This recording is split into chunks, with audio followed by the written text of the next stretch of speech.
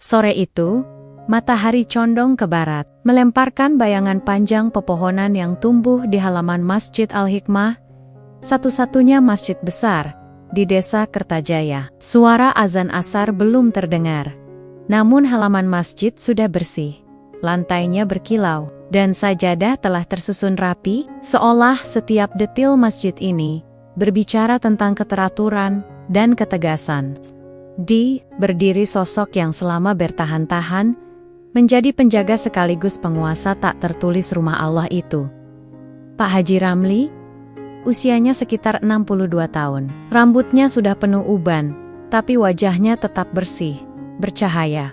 Ia mengenakan jubah putih bersih yang nyaris tak pernah kusut. Serban hijau tersampir di bahunya, dan tongkat kayu cendana di tangan kanannya lebih sebagai simbol kehormatan daripada alat bantu jalan. Setiap langkahnya mantap, tatapannya tajam, suaranya lantang bila sudah berdiri di mimbar. Setiap Jumat, khutbahnya menggelegar, menyentuh tema surga dan neraka, dengan bahasa yang kadang menusuk, kadang menggertak. Namun, masyarakat tak benar-benar mencintai sosok itu. Mereka hanya segan, bahkan para pemuda yang biasa nongkrong di warung kopi memilih untuk menyingkir begitu mendengar suara langkah Pak Haji. Ibu-ibu berhenti mengobrol saat ia lewat, menyambutnya dengan senyum setengah terpaksa. Para santri yang membantu di masjid menjaga sikap ekstra, hati-hati takut salah letak sandal saja bisa berujung teguran pedas. Masjid Al-Hikmah memang megah, dibangun dengan sumbangan masyarakat, dan sebagian besar donasi dari Pak Haji sendiri. Masjid itu menjulang di tengah desa seperti mahkota. Namun, siapapun tahu, sejak Pak Haji menyumbangkan dana pembangunan, ia juga mengambil peran sebagai penjaga mutlaknya. Bukan hanya fisik bangunan, tapi siapa yang boleh masuk, duduk, bahkan sekadar bernafas di dalamnya. Masjid bukan tempat tidur, bukan tempat main, apalagi tempat gelandangan cari belas kasihan. Katanya suatu sore, ketika melihat seorang pengembara tua duduk di serambi, meneguk air dari keran wudhu, ia usir orang itu dengan suara keras, membuat beberapa anak muda yang kebetulan lewat hanya bisa menunduk, pura-pura tak melihat.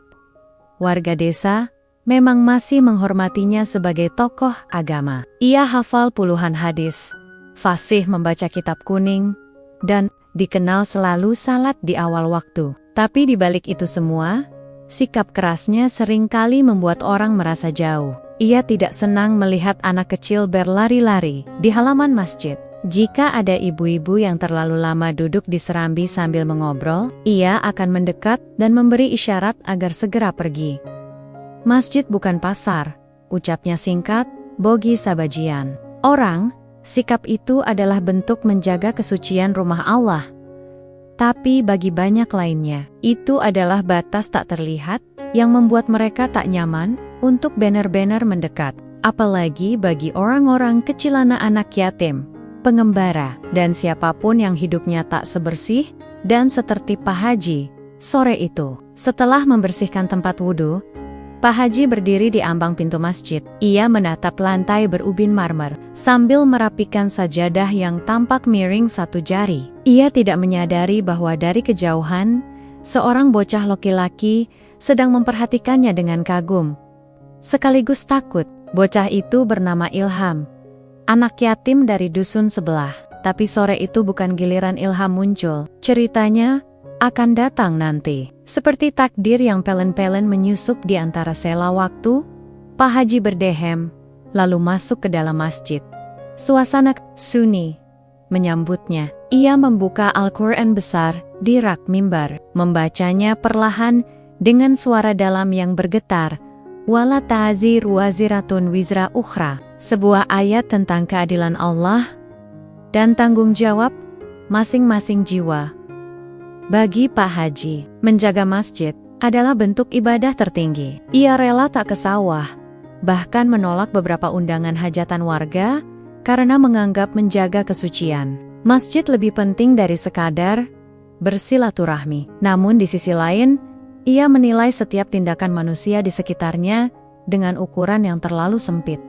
Suci atau najis, pantas atau tidak, layak atau hina. Tidak ada ruang abu-abu. Menjelang azan, asar, beberapa warga mulai berdatangan. Pak Lurah datang pertama, disusul 2 ustaz muda, dan belasan orang lainnya. Semua menyapa Pak Haji dengan takzim, tapi cepat-cepat mengambil saf masing-masing. Tak ada yang duduk terlalu dekat dengannya, kecuali memang diminta. Pak Haji bukan sosok yang senang didekati. Ia seperti menara tinggi yang hanya bisa dipandang. Dari keyyohan, menakjubkan, tapi tak bisa disentuh. Pak Haji, tadi siang ada anak kecil duduk di tangga masjid. Lapor seorang marbot muda, mau saya usir, tapi dia cuma duduk diam, gak ganggu. Mau siapapun itu, masjid bukan tempat tidur dan menunggu rezeki jatuh dari langit. Jangan biarkan masjid ini jadi terminal atau panti sosial. Kau dengar Pak Haji? Suasana kembali sunyi. Azan pun dikumandangkan. Pak Haji memimpin salat dengan suara lantang. Bacaannya jelas dan tartil. Tak ada yang salah dari ritualnya. Tapi entah mengapa, beberapa jamaah merasakan sesuatu. Yang mungkin karena doa-doa itu hanya mengalir dari bibir, bukan dari hati yang benar-benar lembut. Setelah salat selesai dan dizikir berakhir, Pak Haji keluar dari masjid tanpa banyak bicara. Ia hanya sempat menoleh sebentar ke halaman, memastikan semuanya bersih dan tak ada anak-anak berkeliaran. Angin sore menyapu jubahnya yang panjang, dan langit mulai berganti warna.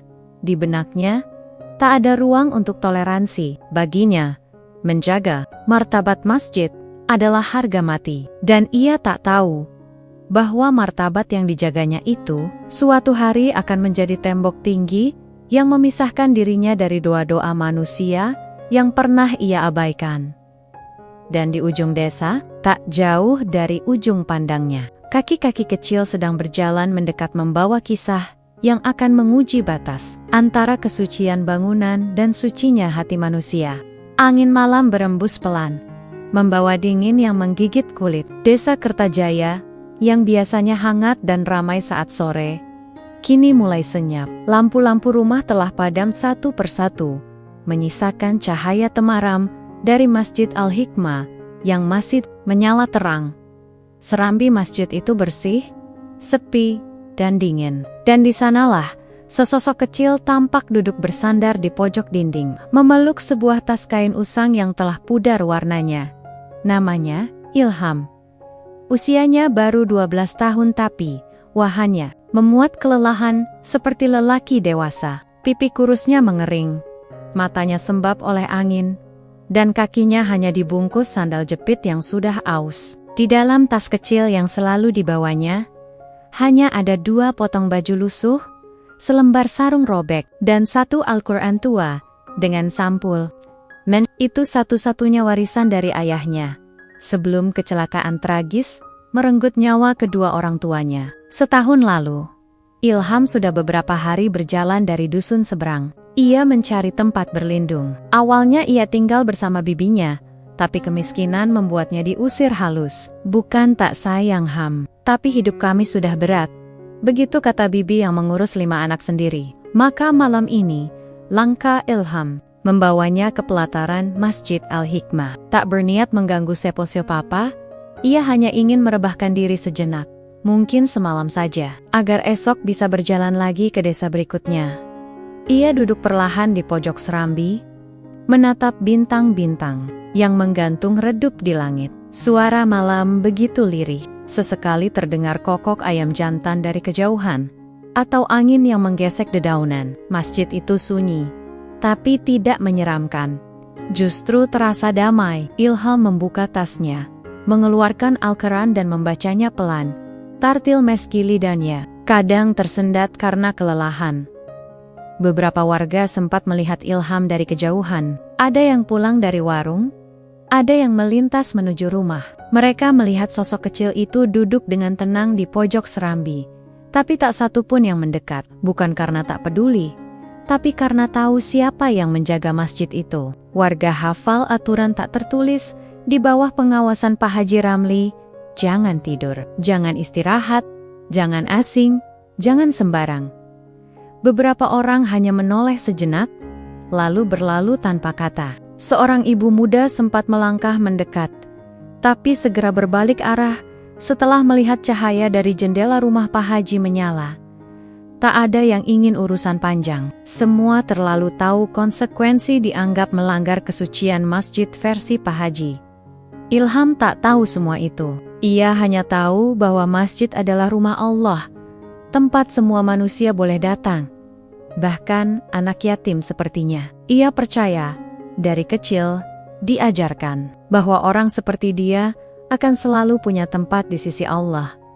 Maka ia tetap duduk dengan tenang, membaca ayat demi ayat dengan suara lirih. Meski tubuhnya mulai gemetar oleh dingin, saat jarum jam menunjuk pukul 9 malam, Ilham mulai menyender, merebahkan tubuhnya dengan kepala bertopang pada tas kecilnya. Ia mencoba memejamkan mata, berharap malam cepat berlalu. Perutnya keroncongan.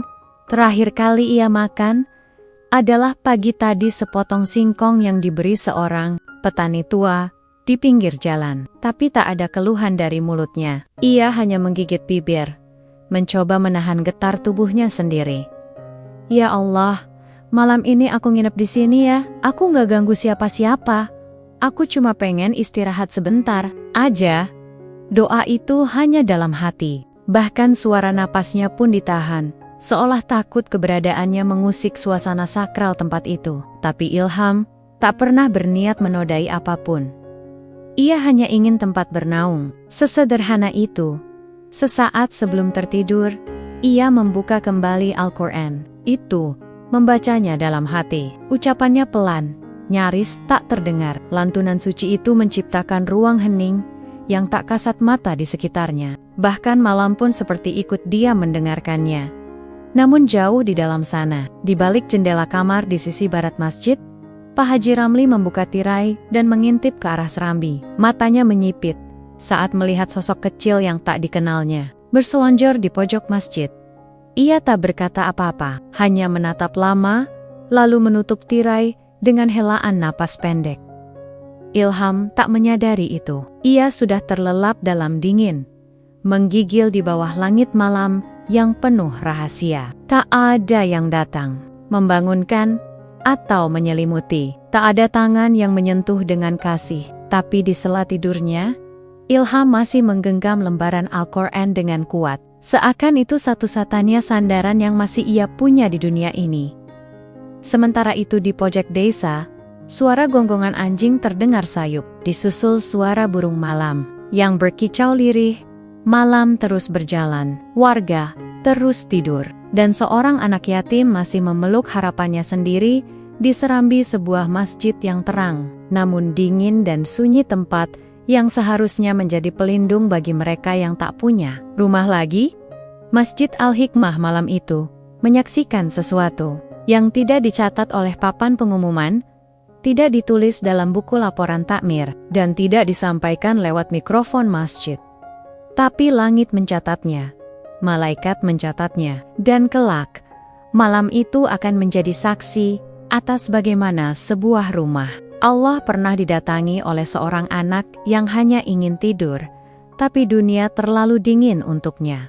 Jam di dinding ruang takmir Masjid Al-Hikmah menunjuk jam 0:15 dini hari. Angin malam berhembus lebih dingin dari biasanya, menyusup lewat celah dinding dan jendela, menggoyang lembut tirai-tirai di dalam ruangan. Lampu serambi masjid masih menyala, walau agak redup, menimbulkan bayang-bayang panjang di lantai berubin marmer. Pak Haji Ramli belum bisa tidur malam itu. Entah kenapa, hatinya terasa tak tenang. Sudah sejak pukul 10 ia mematikan lampu kamarnya, tapi matanya tetap terbuka, menatap langit-langit. Beberapa kali ia bangkit dari tempat tidur, duduk di tepi ranjang, lalu berdiri dan berjalan mondar-mondir di ruangannya. Ada perasaan janggal yang merambat perlahan di dadanya, semacam firasat, atau mungkin kegelisahan. Lalu tiba-tiba, ia teringat sosok kecil yang tadi sore sempat ia lihat dari jendela. Bocah itu, dengan tas lusuh dan wajah mengiba, masih tertanam jelas dalam ingatannya. Tanpa banyak pikir, ia mengenakan jubah dan pecinya, lalu mengambil tongkat kayu cendana yang selalu ia bawa. Dengan langkah tegas, dan tanpa suara, ia membuka pintu rumah kecilnya yang menempel di sisi barat masjid, lalu berjalan menyusuri lorong menuju serambi. Malam sangat sunyi, bahkan detak jam terdengar seperti palu di dalam kepala. Hanya suara semilir angin dan desau daun mangga di halaman masjid yang menemani langkahnya. Begitu tiba di serambi, matanya langsung menangkap sosok kecil yang tergeletak di pojok. Ilham, bocah yatim itu, sedang tidur berselimut sarung tipis. Al-Quran robek berada di atas dadanya, masih terbuka, seakan ia tertidur saat tengah membaca ayat terakhir. Pak Haji Ramli berhenti sejenak, matanya menyipit. Ia menatap tajam bocah itu dari kepala sampai kaki, lalu mendekat dengan langkah pelan. Semakin dekat, semakin panas, darahnya naik. Ia merasa kesuciannya sebagai penjaga masjid telah dilanggar. Baginya, serambi bukan tempat tidur gelandangan, apalagi anak jalanan yang tak dikenal asal-usulnya. Hei, suaranya menggelegar memecah keheningan. Ilham tersentak bangun, matanya membelalak, tubuhnya menggigil. Separuh karena dingin, separuh lagi karena kaget dan takut. Ia buru-buru duduk, merapikan sarungnya, lalu berdiri dengan gemetar. "Siapa kau? Kenapa tidur di sini?" bentak Pak Haji lagi. Ilham menunduk, suaranya kecil dan serak. "Maaf Pak, saya cuma numpang tidur sebentar. Besok pagi, saya pergi. Tidur di rumah Allah dengan baju kumal, kaki bau, membawa najis dari jalanan. Kau kira ini terminal?" Ilham menahan tangis. Ia mencoba menjelaskan, tapi kata-katanya tercekat. Saya nggak ada tempat lagi, Pak. Cukup, teriak Pak Haji. Lalu tanpa oba-oba, tangannya terangkat, dan plak, asterisk, keras mendarat di pipi kiri Ilham. Bocah itu terjengkang, terduduk kembali ke lantai. Air matanya meledak begitu saja, deras dan panas. Ia memegangi pipinya yang kini memerah. Al-Quran kecilnya terjatuh ke lantai, terbuka, lembarannya menari tertiup angin. Pak Haji menunjuk keluar pagar masjid. "Keluar, pergi dari sini. Jangan kotori masjid ini dengan bau busukmu." Ilham bangkit dengan tubuh gemetar. Al-Quran dengan tangan bergetar, memeluknya erat, lalu memungut tas lusuhnya. Tanpa sepatah kata lagi, ia berlari meninggalkan serambi. Isaknya menyatu dengan angin malam. Makin menjauh seiring langkah kakinya yang membawa tubuh kecil itu menembus kegelapan di kejauhan. Di balik bayang-bayang tembok masjid, ada dua warga yang menyaksikan peristiwa itu. Pak Rahman, marbot masjid, dan Yusuf, pemuda pengurus kebersihan. Keduanya berdiri kaku, wajah mereka penuh dilema. Mereka melihat, mendengar, dan menyaksikan dengan mata kepala sendiri, namun tak satu pun dari mereka berani membuka mulut. Pak Rahman hanya menarik napas panjang, lalu menendok Yusuf mengepalkan tangan, namun cepat-cepat melepaskannya. Tahu, membantah Pak Haji sama saja dengan melawan nama baik, status, bahkan keberkahan yang dipercaya orang-orang akan hilang jika menentang sosok sekeras itu. Anak itu nggak salah apa-apa, gumam Yusuf pelan. Pak Rahman menoleh, matanya sedih. Kau tahu sendiri Yusuf, siapa yang berani membantah Pak Haji? Yusuf tidak menjawab, matanya masih menatap arah kepergian Ilham, yang kini sudah hilang di telan gelap. Pak Haji Ramli berdiri sejenak di ujung serambi, memastikan bocah itu benar-benar pergi. Setelah merasa puas, ia menghela napas, lalu kembali ke rumahnya. Ia merasa telah menjalankan tugas, menjaga kesucian masjid dari noda dunia. Ia merasa benar, ia merasa berhak, dan di balik pintu kayu yang kembali ditutup, dunia kembali sunyi.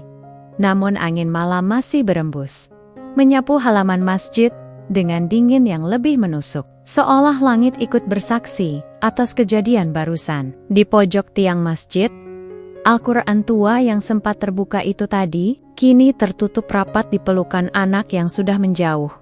Dan bumi mencatat di atas genteng, seekor burung hantu menatap lama ke arah serambi kosong, seakan tahu bahwa malam ini, sesuatu yang tak kasat mata telah berubah.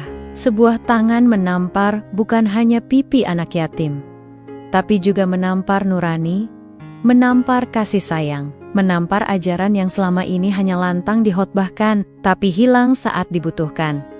Langkah Ilham di kegelapan malam bukan hanya langkah pergi, itu adalah langkah menjauh dari masjid yang seharusnya menjadi rumah, dari manusia yang seharusnya menjadi pelindung, dan dari dunia yang terlalu sibuk menjaga marwah bangunan, tapi lupa menjaga luka di dada seorang anak kecil. Pagi di desa Kertajaya kembali cerah. Ayam jantan bersahut-sahutan, bau tanah basah sisa embun menyebar dari sawah, dan suara azan subuh dari Masjid Al-Hikmah terdengar lantang seperti biasa. Dan seperti biasa pula, Pak Haji Ramli berdiri gagah di syaf terdepan, mengenakan jubah putih bersihnya, menjadi imam dengan suara tegas dan penuh wibawa. Suaranya tetap jernih, bacaannya tartil, khotbahnya berapi-api. Dari luar, tak ada yang berubah. Namun di balik keindahan ibadah itu, ada sesuatu yang tidak terlihat namun dirasakan. Sesuatu yang perlahan tumbuh, seperti lumut di batu. Sedengini, suasana bukan lagi karena angin pagi, melainkan karena hati-hati yang mulai berjarak. Warga masih menyebut namanya dengan hormat, Pak Haji Ramli. Tapi suara mereka terasa hambar. Sapaan mereka tetap sopan, tapi mata mereka tak lagi hangat. Masya Allah, khotbah Pak Haji tadi luar biasa ya, ujar Bu Surti kepada tetangganya. Seusai salat Jumat, tapi saat tetangganya menoleh, tak ada anggukan, hanya senyum kaku dan gumam lirih. Iya, luar biasa. Pak Haji sendiri tak pernah menyadari perubahan itu. Baginya, masjid semakin teratur, semakin bersih, dan tidak ada lagi anak-anak liar yang bermain di halaman. Tidak ada pengemis yang duduk meminta di pelataran. Tidak ada gelandangan tidur di serambi. Masjid Al-Hikmah kini benar-benar tempat yang suci dan tenang. Ia merasa puas. Kalau bukan karena ketegasan saya, masjid ini sudah jadi tempat umum, ujarnya suatu sore kepada Pak Lurah yang datang berkunjung. Pak Lurah hanya mengangguk, mengaduk teh di gelasnya tanpa komentar. Namun di luar dinding masjid, di kedai kopi, di ladang, dan di ganggang kecil kampung, nama Ilham mulai dibicarakan. Bocah yatim yang malam itu diusir dari masjid, kini menjadi topik sunyi yang dibisikkan pelan oleh mulut-mulut warga. Apa benar itu anak dipukul? Tanya Mbah Mukri, kakek sepuh yang jarang bicara. Anak segitu tiduran di serambi aja langsung digebuk? Astagfirullah. Saya lihat sendiri, dia lari malam-malam, kakinya tanpa sepatu. Mukanya lebam, Masya Allah. Sekarang kemana dia ya? Pertanyaan itu menjadi benang yang tak bisa dirajut. Beberapa warga sempat mencoba mencari Ilham ke dusun sebelah, tempat bibinya dulu tinggal, tapi tidak menemukan jejak. Bibinya hanya menggeleng, Ilham gak pulang ke sini lagi. Saya pikir dia numpang di tempat lain. Waktu berlalu, hari-hari berjalan seperti biasa, tapi bayangan bocah itu tetap melekat di kepala mereka yang sempat melihat atau mendengar. Ada rasa bersalah yang menggantung, terutama bagi mereka yang malam itu memilih diam. Bahkan Yusuf, pemuda pengurus kebersihan masjid, mulai menjauh dari tugasnya. Kenapa kau nggak ke masjid, Yusuf? Tanya ibunya. Yusuf hanya menjawab pendek, aku masih bisa salat di rumah. Allah kan nggak terbatas di satu tempat. Kata-kata itu perlahan menyebar, dan banyak anak muda mulai mengikuti. Mereka tetap salat, tetap beribadah, tapi tidak lagi sering ke masjid. Ada jarak yang tumbuh, bukan karena iman goyah, tapi karena luka batin yang sulit dijelaskan. Mereka merasa masjid kini bukan lagi rumah Allah yang terbuka untuk semua, melainkan tempat eksklusif milik orang-orang tertentu saja. Pak Haji Ramli tidak peka pada perubahan itu. Ia melihat jumlah jamaah berkurang, namun menyalahkan pemuda zaman sekarang yang lebih suka main ponsel. Ia tidak tahu bahwa beberapa orang tua sengaja menahan anak-anak mereka untuk tidak bermain di halaman masjid karena takut kena marah.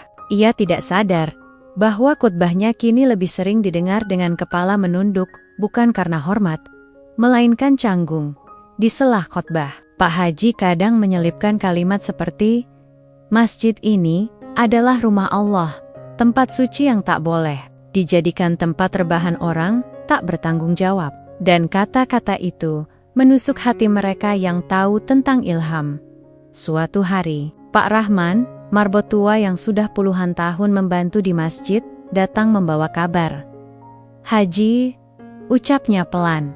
Beberapa warga nanya soal anak yang dulu itu, yang nginep di Serambi. Katanya nggak ketemu sampai sekarang. Pak Haji menoleh dengan alis mengerut. "Anak mana yang malam itu diusir?" "Anak yatim yang bawa tas lusuh." Pak Haji mendengus. "Kalau dia anak baik-baik, pasti sudah di rumah. Kalau sampai sekarang hilang, berarti memang jalannya sudah menyimpang." Pak Rahman menunduk. Ia ingin bicara lebih, tapi suaranya tertahan. Di hatinya, ada sesuatu yang tak bisa ia tekan lagi, rasa bersalah, rasa kasihan, dan rasa kehilangan rasa hormat terhadap seseorang yang dulu sangat ia junjung. Desa Kertajaya berjalan seperti biasa. Panen tetap datang, sekolah tetap dibuka, dan hari raya tetap dirayakan. Tapi suasana batin warganya perlahan berubah. Masjid Al-Hikmah masih megah berdiri, namun mulai sunyi. Anak-anak lebih sering mengaji di rumah Ustazah Anik daripada datang ke masjid. Jamaah hanya penuh saat Jumat. Di luar itu, saf-safnya lebih renggang dari biasanya. Nama Pak Haji Ramli tetap disebut dengan pujian, namun kini lebih sebagai kebiasaan daripada penghormatan. Ia adalah simbol ketegasan, ya, tapi di hati warga, ketegasan itu meninggalkan luka. Luka yang tak berdarah tapi menggangga. Luka dari peristiwa kecil yang mungkin bagi sebagian orang dianggap sepele, tapi bagi hati-hati yang lembut, itu adalah bentuk pengusiran dari tempat paling suci. Ilham bocah yatim itu menjadi semacam bayang-bayang di setiap pojok masjid. Bukan arwah, bukan mimpi, tapi kenangan. Kenangan bahwa suatu malam, masjid yang seharusnya memeluk malah menampar. Dan sejak malam itu, tak ada lagi yang benar-benar bisa duduk tenang di Serambi tanpa teringat. Apakah rumah Allah masih milik semua, atau hanya milik mereka yang dianggap layak? Langit terus berganti, waktu terus berjalan. Tapi luka itu belum sembuh. Karena nama bisa tetap bersih di mata manusia, namun luka ia punya cara sendiri untuk tetap tinggal di dalam dada. Tahun-tahun berlalu membawa perubahan perlahan pada desa Kertajaya. Sawah-sawah tetap menghijau, anak-anak tetap tumbuh, dan waktu tetap berjalan tanpa henti. Namun, di balik ketenangan permukaan desa yang asri, ada hal-hal yang mulai berubah. Dalam diam, khususnya di sekitar Masjid Al-Hikmah, rumah Allah yang dahulu menjadi pusat kehidupan warga. Masjid itu masih berdiri megah di tengah desa. Dindingnya bersih, kubahnya mengilap, dan catnya selalu diperbarui setiap 2 tahun sekali. Tapi siapapun yang memperhatikan dengan jeli akan menyadari bahwa masjid itu kini lebih sunyi dari sebelumnya. Selain hari Jumat dan salat Aid, masjid nyaris kosong. Anak-anak jarang terlihat bermain atau mengaji di sana. Bahkan, suara tadarus di bulan Ramadan pun terdengar sayu, seperti suara dari masa lalu yang tak lagi hidup. Pak Haji Ramli, yang dulu tegak berdiri sebagai penjaga masjid, kini telah renta. Rambutnya semakin putih, kulitnya mengendur, dan punggungnya mulai membungkuk. Tapi satu hal yang tak berubah, kepalanya yang keras. Meski tubuhnya melemah, tekadnya menjaga kesucian masjid tetap seteguh batu karang. Ia masih datang ke masjid setiap hari, meski kini dibantu tongkat dan sering harus berhenti untuk menarik napas panjang. Ia masih memberi khotbah Jumat, meski suaranya tak lagi sekuat dulu, dan batuknya sering memotong isi ceramah. Ia masih menegur jika ada sandal berserakan, meski kini nadanya terdengar lebih seperti keluhan daripada perintah. Anak zaman sekarang tak tahu sopan santun, gumamnya saat melihat 2 bocah bermain di halaman masjid. Beberapa bulan lalu, saat itu, ia mendekati mereka dengan langkah lambat, namun penuh teguran di mata. Bocah-bocah itu yang awalnya tertawa riang, langsung diam, memasukkan bola ke dalam tas, dan berlari meninggalkan halaman masjid. Sejak saat itu, tak ada lagi anak-anak yang berani mendekat, apalagi bermain di sana.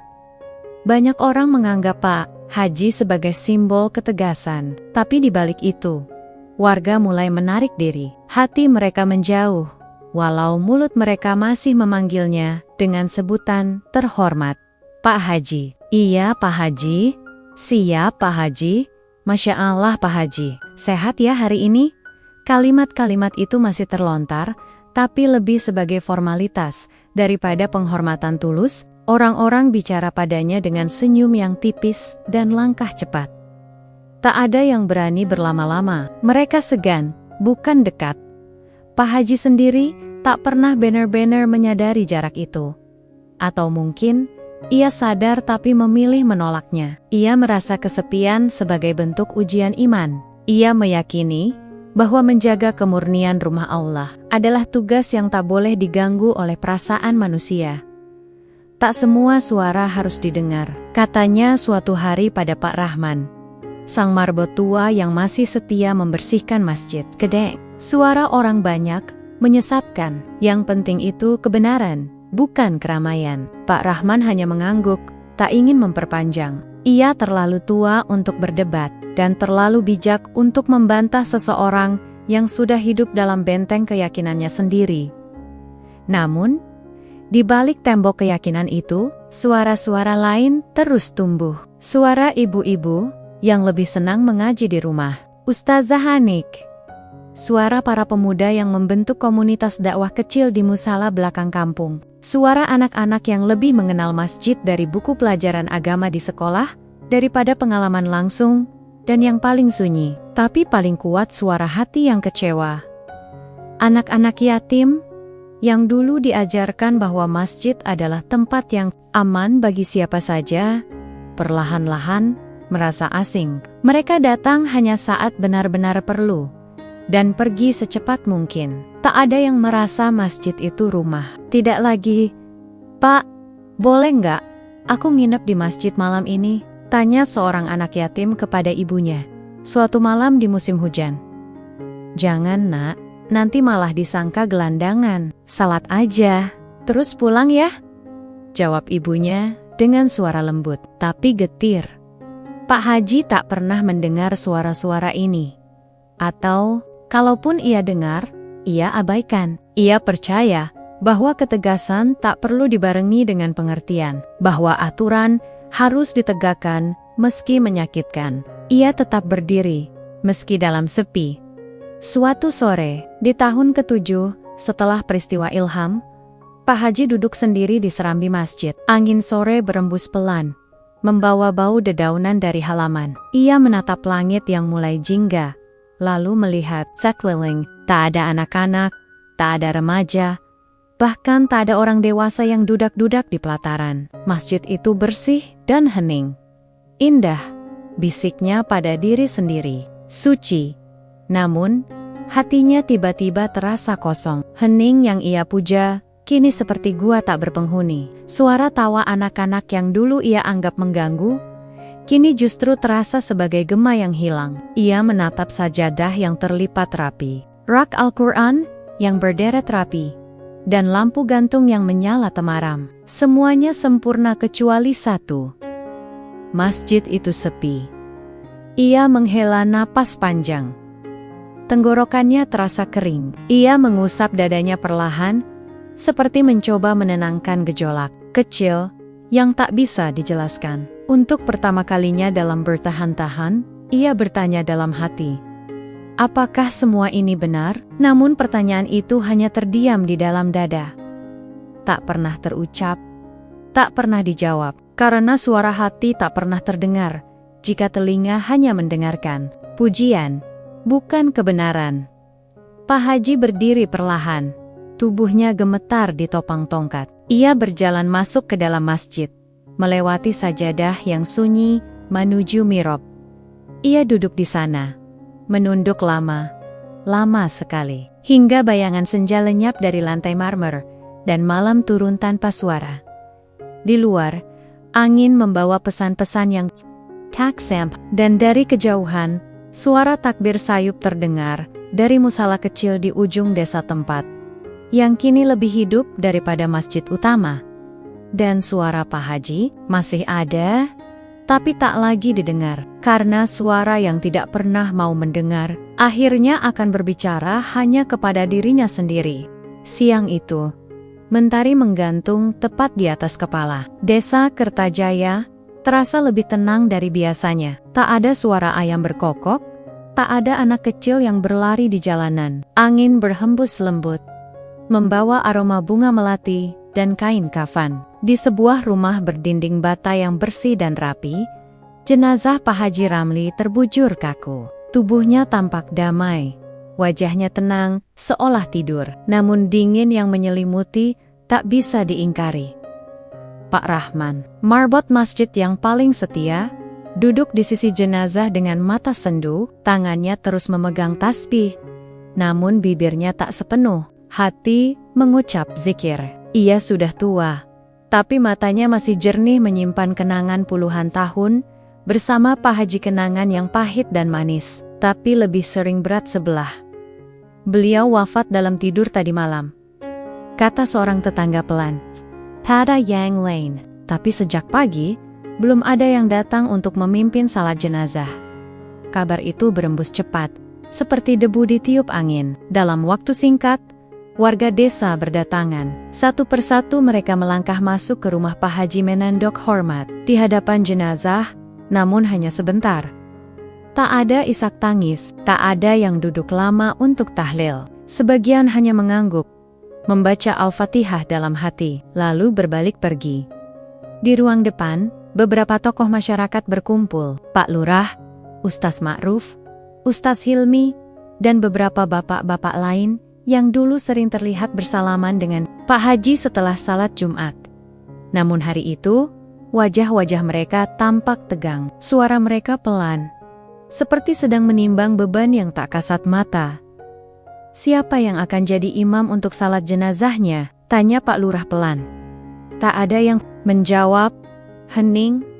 Ustaz Ma'ruf, yang biasanya cepat tampil di barisan depan masjid, hanya menggeleng pelan. Saya mohon maaf, saya merasa tak sanggup, katanya akhirnya. Bukan karena tak mau, tapi hati ini berat. Beberapa orang mengangguk, sebagian menunduk. Mereka mengerti maksudnya, bukan karena Pak Haji seorang pendosa besar. Tidak, ia tak pernah korupsi, tak pernah mabuk, tak pernah meninggalkan salat, tapi ia juga tak pernah menyentuh hati siapapun dengan kasih sayang. Terlalu lama ia hidup dalam ketegasan tanpa kelembutan, dalam hukum tanpa hikmah, dan kini jenazahnya menuai sepi dari hidup yang ia bentuk sendiri. Pak Rahman berdiri pelan. Kalau tidak ada yang bersedia, saya akan menjadi imam, ucapnya lirih. Namun, sebelum ada jawaban, seorang warga yang baru datang, Pak Salim, bersuara. Maaf, Pak Rahman, kalau bisa, jenazah ini disalatkan oleh yang memang punya ilmu. Bukan sekadar marbot. Pak Rahman hanya menunduk. Hatinya digerus halus oleh kata-kata yang menyakitkan. Ia mundur lagi ke sudut, kembali merunduk di dekat jenazah. Menatap wajah Pak Haji yang kini tak bisa menjawab apapun. Waktu terus berjalan. Jam dinding berdetak pelan, tapi jenazah masih terbujur di ruang tengah. Belum tersentuh untuk dimandikan. 3 orang yang diminta untuk membantu fardu kifayah pun menolak dengan alasan tidak enak hati. Satu-satunya yang akhirnya mau membantu adalah pemuda kampung bernama Yusuf, seorang yatim piatu yang bekerja sebagai tukang cuci motor di ujung desa. Saya saja, Pak, ucapnya kepada Pak Lurah. Yakin, Yus? Tanya Pak Lurah, kaget. Kamu tahu ini siapa? Yusuf mengangguk pelan. Tahu, justru karena itu saya mau. Semoga Allah tidak memperlakukan saya seperti beliau diperlakukan dulu. Tak ada yang membalas, tapi mata beberapa orang tampak berkaca-kaca, seolah kata-kata Yusuf menusuk ruang hati yang selama ini mereka kunci rapat. Yusuf dan 2 orang tetangga tua akhirnya memandikan jenazah Pak Haji dengan tenang. Tak ada pembacaan doa keras, hanya gemericik air dan bunyi kain dilipat pelan. Wajah Pak Haji dibersihkan, tubuhnya dibalut kafan putih, lalu dibaringkan kembali. Tapi meski tubuh sudah siap, imam salat jenazah belum juga ditemukan di luar Rama. Warga mulai gelisah. Ada yang bisik-bisik, ada pula yang menatap jenazah dari kejauhan. Tak ada yang torang-torangkan menolak, tapi juga tak satu pun yang bersedia maju. Kalau tidak ada yang mau, kita bawa ke masjid saja. Mungkin ada jemaah yang bersedia di sana, usul seseorang. Namun, usulan itu disambut hening. Masjid Al-Hikmah, yang dulu jadi pusat kebanggaan Pak Haji, kini justru jadi tempat yang dihindari. Tak ada yang yakin salat jenazah di sana akan diterima oleh orang-orang yang hatinya sudah lama tertutup untuk almarhum. Akhirnya, menjelang asar, dengan wajah letih dan hati ragu, Pak Lurah berdiri dan memberi pengumuman singkat, "Kita salatkan jenazah Pak Haji di rumah ini. Tidak ada imam resmi, kita laksanakan dengan hati kita masing-masing." Barisan dibentuk, tak genap, 2 saf. Yusuf maju ke depan, bukan sebagai imam, tapi sebagai penuntun bacaan. Salat dilaksanakan dalam sunyi, tak ada khutbah, tak ada pujian, hanya 4 takbir dan diam yang menyayat. Setelah selesai, jenazah diangkat pelan ke dalam keranda. Tak, Ada, barisan panjang tak ada iring-iringan, hanya belasan orang yang mengantar ke kuburan. Sebagian warga memilih tetap di rumah, atau pura-pura tidak tahu. Tanah merah menganga, liang lahat telah disiapkan. Jenazah Pak Haji dimasukkan, doa pendek dibaca, dan tanah mulai ditimbun. Yusuf menjadi orang terakhir yang menabur bunga. Saat semua selesai, hanya angin yang menemani. Pak Rahman berdiri di sisi makam, menggenggam tasbih yang tak pernah lepas dari tangannya. Matanya menatap nisan kayu yang baru ditancapkan. Begini, akhirnya, Haji Ramli. Gumamnya pelan, "Kau pergi dalam sepi. Karena semasa hidup, terlalu keras untuk disayangi." Langit siang perlahan mendung. Awan bergumpal seperti menahan tangis. Tapi tak ada hujan turun. Tak ada isak, tak ada duka. Yang tertinggal hanyalah makam sunyi dan pelajaran yang hanya bisa dimengerti oleh hati yang mau mendengar. Malam menggantung berat di langit desa Kertajaya. Awan hitam berarak pelan seperti menutup luka yang masih terbuka. Di rumah duka, lampu-lampu temara menyala setengah hati. Tak ada bacaan tahlil yang menggema. Tak ada sajian kue atau teh hangat yang biasa disuguhkan untuk tamu yang datang bertakziah. Rumah Pak Haji Ramli, yang dulu disegani, kini lebih menyerupai tempat asing sunyi, dingin, dan dijauhi. Di ruang tamu, cucu keponakan Pak Haji duduk sendiri. Tangannya masih gemetar, usai mengimami salat jenazah beberapa jam sebelumnya. Usianya baru 20, dan ia bukan ustadz, bukan tokoh desa. Tapi di tengah penolakan semua orang, hanya ia yang bersedia berdiri di depan jenazah itu, memimpin takbir dan doa sekalipun suaranya tersendet-sendet. Di luar rumah, beberapa orang tua yang tadi mengantar jenazah masih duduk di bangku panjang, diam. Salah seorang dari mereka, kakek berjubah lusuh bernama Pak Saman, memecah keheningan. "Masjid itu rumah Allah, bukan rumahmu, Ramli," gumamnya, nyaris tak terdengar. "Tapi kau jaga seolah milikmu sendiri, sampai yang tak bersalah pun kau usir." Tak ada yang menanggapi, tapi wajah-wajah yang ada di situ sama-sama mengenang. Satu persatu dari mereka pernah melihat peristiwa malam itu bertahun-tahun silam, ketika seorang anak yatim ditampar, diusir, lalu hilang di telan malam. Mereka diam waktu itu. Dan kini, di hadapan kematian, diam mereka kembali, membungkus semuanya. Tak jauh dari situ, di pelataran masjid yang hanya diterangi lampu sorot pucat, seorang pemuda berdiri diam. Bajunya sederhana, wajahnya tenang, tapi menyimpan dalamnya luka lama yang tak pernah dibasuh waktu. Ia menatap ke arah mihrab dari kejauhan. Tak masuk, tak mendekat, hanya berdiri. Tangannya terangkat perlahan, tak tinggi, hanya sebatas dada. Bibirnya bergerak pelan, membaca doa yang tak bersuara. Itulah Ilham. Ilham yang dulu diusir, ditampar, dan ditinggalkan. Ilham yang pernah menangis dalam dinginnya malam karena tak punya tempat berteduh. Yang sempat hilang, dikira mati, tapi ternyata tumbuh diam-diam. Di tempat hidup dan waktu, ia kembali bukan untuk balas dendam. Tak membawa kemarahan, hanya sepotong hati yang pernah retak dan sekarang berusaha memaafkan, meski tak mungkin melupakan. Ya Allah, ucapnya lirih. Ampunilah dosa-dosa orang yang telah menyakitiku. Ampunilah pula kekerasan hati yang pernah menolak kasih-Mu. Jangan biarkan diriku tumbuh menjadi seperti dia. Angin berhembus, membawa bisikan yang tak sampai. Ia tahu, doanya mungkin tak akan sampai ke hati Pak Haji yang sudah terkunci, bahkan sebelum ajal menjemput. Tapi Ilham tak mendoakan demi Pak Haji. Ia berdoa demi jiwanya sendiri agar tetap bersih dari dendam, agar luka lama tak menumbuhkan kebencian baru. Beberapa warga yang lewat sempat melihatnya sekilas, tapi tak banyak yang mengenali siapa dia. Bagi mereka, hanya seorang asing yang berdiri di dekat masjid, entah menunggu siapa. Tapi bagi langit malam itu, Ilham adalah satu-satunya cahaya yang tulus di antara gelapnya prasangka dan warisan kesombongan.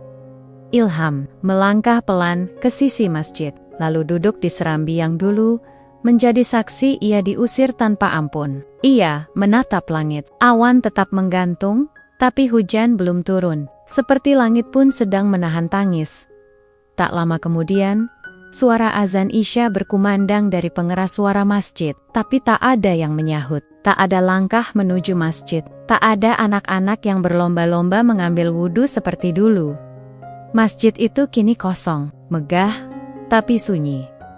Ilham tersenyum kecil, pahit, tapi damai. Ia tahu bahwa tak ada satupun tempat di dunia ini yang benar-benar bisa menolak kasih sayang Allah. Bahkan ketika manusia menutup pintu selebar-lebarnya. Setelah menghabiskan beberapa menit di serambi, Ilham berdiri. Saya ke arah rumah Pak Haji, satu kali lagi bukan untuk menyesali. Bukan untuk menyimpan dendam, tapi untuk mengucapkan salam perpisahan pada seseorang yang pernah menyakitinya, dan kini tak bisa lagi memperbaiki segalanya. Semoga kau menemukan ampunan yang tak sempat kau minta, bisiknya. Lalu ia pergi. Langkahnya ringan, tidak tergesa. Tak meninggalkan jejak, tapi membawa harapan bahwa di dunia yang penuh ketegasan tanpa cinta, masih ada ruang untuk belas kasih dan pengampunan. Malam terus bergulir. Di langit, awan mulai perlahan menipis. Hujan yang ditahan-tahan, akhirnya jatuh perlahan. Rintik kecil membasahi tanah desa Kertajaya. Tak deras, tak ribut, hanya gerimis lembut, seperti tangisan yang tertunda terlalu lama. Dan di sela hujan itulah, doa yang tertahan di langit, akhirnya turun. Bukan kepada mereka yang sombong, tapi kepada hati yang memilih memaafkan.